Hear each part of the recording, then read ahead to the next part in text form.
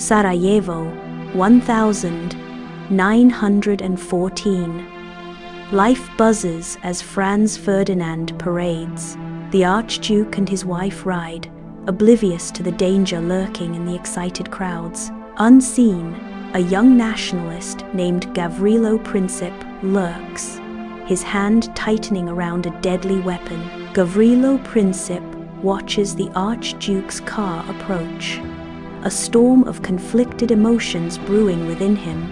In the sea of faces, Gavrilo Princip is a predator ready to strike. In the crowded Sarajevo street, Princip emerges, his arm extending with deadly purpose. The sharp cracks of gunfire shatter the air, signaling a moment of irreversible consequence. Ferdinand and Sophie slump in their open-top car, their lives extinguished in an instant. A collective gasp sweeps through the onlookers, marking the beginning of widespread chaos. The crowd surges forward, a wave of panic and confusion engulfing the scene. Inside the Austro-Hungarian war room, high-ranking officials gather, their expressions reflecting deep concern and simmering anger. The room pulsates with palpable agitation as the gravity of the assassination weighs heavily on every face. Voices rise in heated debate, filling the chamber with a cacophony of urgent discussion and strategic planning. The air crackles with tension as Austria-Hungary prepares to deliver a fateful ultimatum to Serbia. Amidst the rising tension, a stern-faced official slams his fist on the table, demanding immediate action. The weight of impending conflict hangs heavy as the officials finalize their strategy, their resolve hardening with each passing moment. In the Serbian government building, officials gather around a polished table, their faces etched with unspoken dread. Sunlight streams through tall windows, illuminating dust motes dancing in the tense silence. Each official clutches a copy of the ultimatum, the crisp paper, a stark reminder of their predicament. The ultimatum rests on the table, its stark white pages contrasting with the officials' troubled expressions. The weight of their nation's sovereignty hangs heavy in the air, an unspoken burden they all carry. The officials understand that fully accepting the terms would mean surrendering their sovereignty. Inside the opulent palace, Tsar Nicholas II listens solemnly to his advisors, the weight of impending decisions heavy on his brow. Sunlight illuminates the gravity of the moment as Tsar Nicholas II declares, "Russia will not abandon her Serbian brothers." An advisor cautions, "Your Majesty, this decision carries great risk." Another advisor announces, "Mobilization orders are being drafted, Your Majesty." Within the German military headquarters, Kaiser Wilhelm II exudes regal confidence, assuring Austria-Hungary of Germany's steadfast support. Generals and strategists gather around a large mahogany table, their intense focus fixed on maps and documents. The Schlieffen Plan, a strategy for swift victory, is unveiled, its details laid bare for execution. Anticipation and ambition fill the room as the plan's implications sink in. The tranquil Belgian countryside is shattered as German troops march relentlessly, their boots trampling the fields.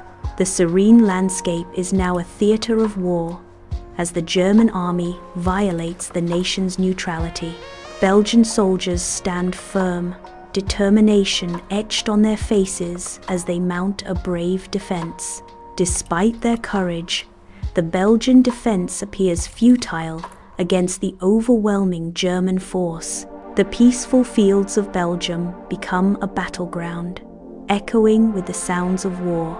The German army advances, an unstoppable tide sweeping across the Belgian countryside. In the French countryside, Soldiers brace themselves, digging trenches with a shared sense of grim resolve. A wave of patriotic fervor sweeps through the ranks. Their faces reveal courage mixed with apprehension. Despite the warmth of the sun, a chill of foreboding settles over the battlefield. The weight of the impending battle casts long shadows across the freshly turned earth. Each soldier prepares for the inevitable German onslaught, knowing the stakes are high. A palpable sense of doom hangs heavy, a silent acknowledgement of the battle to come. The trenches sprawl endlessly, a desolate labyrinth of mud and despair. Barbed wire and sandbags form a grim barricade against an unseen enemy. Each breath carries the stench of gunpowder and the haunting scent of death. Exhaustion etches deep lines into the faces of those who wait. Distant artillery fire echoes, a constant reminder of impending doom. The war room is thick with smoke, a visual testament to the relentless tension. Under harsh electric lights, exhausted British officers huddle, their faces reflecting the weight of command. Red and blue lines on the maps symbolize the deadly stalemate of the Western Front. The air vibrates with hushed, urgent discussions, each word heavy with consequence. Amidst the haze and anxiety, the fate of nations hangs in the balance. Under the night sky, soldiers surge into no man's land, their forms lit by flares and explosions. Machine gun fire tears through the air, and soldiers fall into the muddy earth. The fallen sink into the mud, their forms becoming one with the desolate landscape. The scene is a stark testament to the futility of war, a grim tableau of lives wasted. Tension fills the cramped German U-boat, sailors moving with grim determination. The air hangs heavy with the scent of oil and sweat, dials glowing ominously. The captain, hardened and steely-eyed, barks orders that cut through the tension. The torpedo doors grind open, a mechanical beast awakening. The captain's command echoes, "Fire!" The sailors await the impact. In the vast expanse of the Atlantic, the Lusitania is mortally wounded, its fate sealed by the unforgiving sea. The wounded vessel succumbs to the ocean's relentless pull, its proud form sinking lower into the depths. With a final, agonizing plunge, the Lusitania vanishes beneath the waves, carrying hundreds of souls into the abyss. The sea closes over the Lusitania, leaving only ripples on the surface as evidence of the tragedy. The silence of the aftermath is deafening, the vast, indifferent sky bearing witness to the loss of life. Unbeknownst to those who perished, news of the sinking will soon ignite a firestorm of outrage in America, changing the course of history. In the Oval Office, President Woodrow Wilson sits, burdened by the world's heavy weight. Sunlight pierces through the window, illuminating dust motes as they dance in the air. He runs a weary hand through his thinning hair, his brow furrowed in contemplation. The silence is broken only by the tick-tock of a grandfather clock, each tick a reminder of time slipping away. Wilson's voice echoes in his mind. The decision looms, a specter haunting my every waking moment. Is this truly the path America must tread? Inside the German Foreign Office, officials gather, their faces illuminated by desk lamps as they plot in hushed tones. With meticulous care, they draft the Zimmermann telegram, a message of audacious intent. The telegram urges Mexico to ignite conflict against the United States, a spark meant to set nations ablaze. Unbeknownst to the German officials, their secret correspondence is already in transit, racing towards British intelligence. Across the sea, skilled analysts in British intelligence await, ready to intercept and unravel the coded message. The fate of nations hangs in the balance as the analysts work tirelessly, their every move poised to alter the course of history. In the hallowed halls of the U.S. Congress, President Wilson commands attention, his voice echoing with unwavering resolve. President Wilson declares, "I call upon you to declare that the German imperial government is in fact nothing less than war against the government and people of the United States." The camera scans the faces of the representatives, each etched with a mixture of apprehension and steely determination.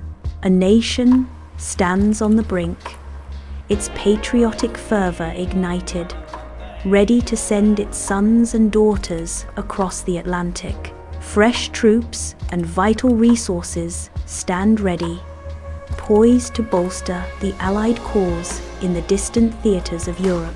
The desolate Russian battlefield is a canvas of carnage, scarred by relentless shelling and strewn with fallen soldiers. Amidst the chaos, Russian soldiers, faces etched with fear, are relentlessly cut down by German machine gun fire. The air hangs heavy with the acrid stench of gunpowder and the palpable despair of the surviving soldiers. Whispers of revolution ignite among the ranks, fueled by hunger and disillusionment. Tsar Nicholas II sits heavily at his desk, the fate of the Romanov dynasty resting on his shoulders. His hand trembles as he grasps the pen, ready to sign the abdication papers. With a sigh, Tsar Nicholas II signs the document, sealing the end of an era. The sounds of revolution echo through the Winter Palace. With this signature, the Romanov dynasty ends. The narration booms. A new Soviet power rises from the ashes of the old regime, promising peace and an end to the war. Emperor Karl sits hunched over a makeshift desk, the burdens of a dissolving empire pressing down on him. The scratching of his pen against the armistice echoes like the final toll of a dying era. Outside, the fading echoes of war yield to a swelling chorus of victorious cries. Soldiers, eager to cast off their uniforms, hasten to what remains of their homes, their footsteps growing louder. The sounds of hurried footsteps mark a chaotic departure as soldiers abandon their posts en masse. The German Reichstag is overrun by angry protesters, their shouts echoing through the grand hall. Faces flushed with rage and desperation fill the Reichstag, pushing and shoving through the building. Kaiser Wilhelm II is forced to abdicate, his reign collapsing amid the deafening turmoil. Outside, Berlin is consumed by chaos as the old order crumbles, replaced by uncertainty and fear. The streets of Berlin become a stage for anarchy, the foundations of an empire shaken. Amidst the crumbling order, the future of Berlin hangs precariously in the balance. Deep within the Compiègne forest, a vintage railway car becomes the stage for history on November 11, 1918. Allied and German representatives gather, their faces etched with the weight of 4 years of relentless carnage. The air thickens with anticipation as pens hover over the dotted line, ready to seal a fragile silence. The armistice is signed. The silence descends. Inside the Palace of Versailles, Allied leaders gather around an ornate table, their expressions reflecting the gravity of the moment. Documents rustle and pens scratch, capturing the momentous decisions etched into history. The weight of history hangs heavy as harsh terms are imposed on Germany, setting the stage for a new world order. The atmosphere crackles with tension as territorial losses and crippling reparations are debated, each word carrying the weight of consequence. The ruins of a French village stretch out, a panorama of desolation under the unforgiving sun. Skeletal remains of buildings stand as silent witnesses etched against the sky. The air is thick with the scent of decay, a ghostly echo of lives lost. Long, mournful shadows cast by the setting sun stretch across the scarred earth. The scene is a silent testament to the brutality of war, an enduring scar upon the land. Inside the League of Nations headquarters, a fragile hope permeates the air as representatives from around the globe assemble. Sunlight bathes the faces of diplomats, illuminating their expressions of hope and underlying apprehension.